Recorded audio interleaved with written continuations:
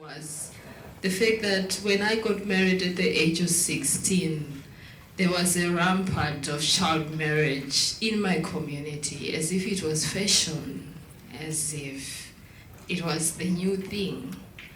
And I had given birth to a child, a girl child, and there was no one standing for all of us. There was no one just saying something about it because it was fashion. Like, they buried us alive. Yes, because they knew there's completely nothing that can come from a person like me who got married off by the biological father at the age of 15, became an adolescent mother that dropped out of school. All they knew was everything about me and within me was buried. And now everything in the village there that was in my then situation equally was buried. Now, the impact that is being seen is, we are this example. We are the shining example in our communities, which after leaving the abusive child marriages, we decided to seek an education, which is like now flaming up all the villages. Oh, okay. Every girl that we know, no matter how shy she is, for those of us who are shy, has fire in her belly. She's curious, she loves life, she wants to know, she wants to do. And then at some point, society starts breaking her into the mold of you are going to be someone's spouse, you're going to be someone's mother, you're basically going to be someone's helper. And that starts shifting how she stands and how she enters the world. They deserve dignity, they deserve choice. Why do we still have children then getting married? I think this 12 million girls are married every year. That's approximately 33,000 girls married every day, which means no one, no government, no cultural, no family, no nothing has the right to steal childhood away from a girl. Nobody has that right. And any breach of that right, in our view, is a fundamental breach of human rights, the rights of the child. The rights of the child to be a child, to be able to play, to be able to grow, to be able to become a person on her own, to possess dignity, and to possess choice. Because it is dignity and choice that defines us as human beings. As a ministry, we have legal framework and policy frameworks that would want to see that we are enforcing issues of ending child marriage. We have the Marriage, Divorce and Family Relations Act, which was enacted in 2015, and we have the Gender Equality Act. Those legal frameworks are just frameworks that would want to see that child marriages come to an end.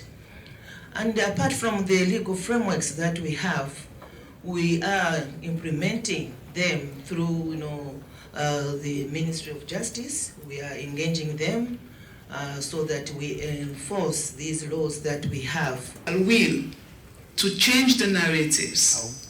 This is why we have enacted laws. Since 2007, we have enacted what we call the gender justice laws. We have the Prohibition and Registration of Customary Marriage and Divorce Act. There is also Domestic Violence Act and the Devolution of Estate Act. 2012, we enacted what we call the Sexual Offences Act.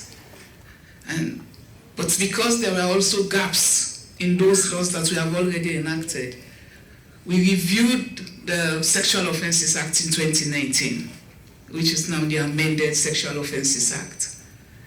And with that came the emergency, rape as a public health emergency, and others. We established what we call the Sexual Offences Court, the model Sexual Offences Court, to try perpetrators of sexual violence or penetration against girls.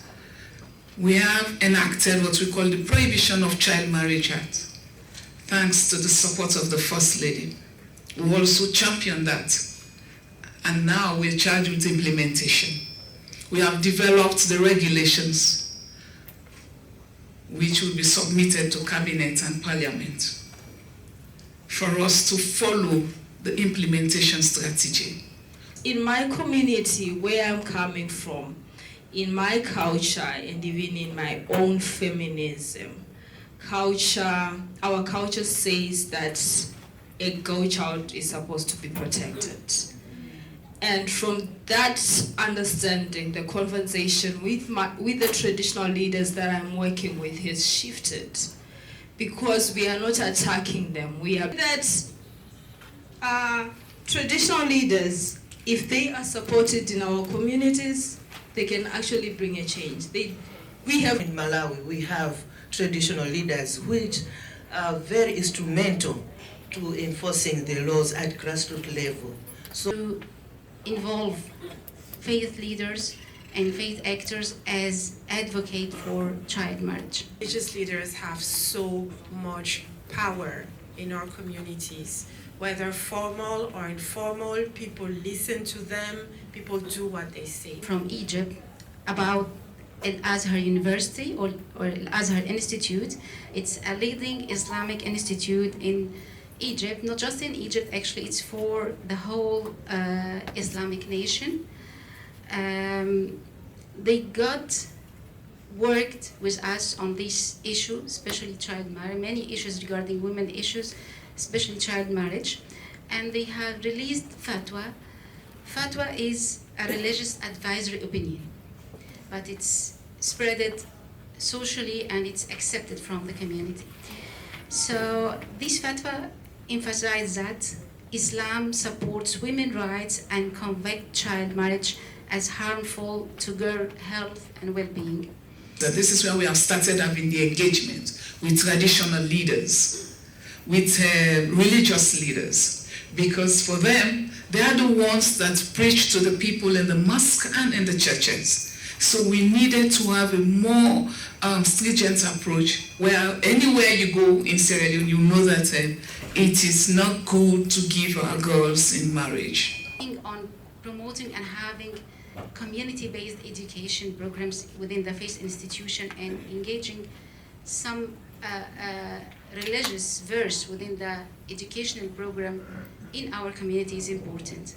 For example, using some Quranic verses, hadith, and biblical teaching. 68 million child marriages have been averted. This, of course, is an extremely powerful testament to what we can achieve together. But then we also do know there's so much more to do. And so, to all of you in this room, governments, civil society, donors, advocates, your unwavering commitment has made a difference to ensuring every girl has the opportunity to choose her own path. That effective solutions include income and economic strengthening to support girls' schooling and address poverty, empowering adolescent girls' transition from school to secure and safe employment, challenging gender norms to create lasting change, and strengthening the systems and services across the sectors, across health, education, and child protection. We must do more. We cannot do it alone. Collaboratively, we are working together. We need donors, we need the governments of countries with high rates of child marriage, we need civil society, traditional leaders, all to work together and all look at what can we bring uniquely to this effort. And we need to coordinate. We need to effectively collaborate and coordinate our efforts to continue on the path of progress. 2030 is fast approaching, and we must commit fully and unequivocally to ending child marriage once and for all. And together, we can build a world where every girl is free to grow, to learn, and to lead.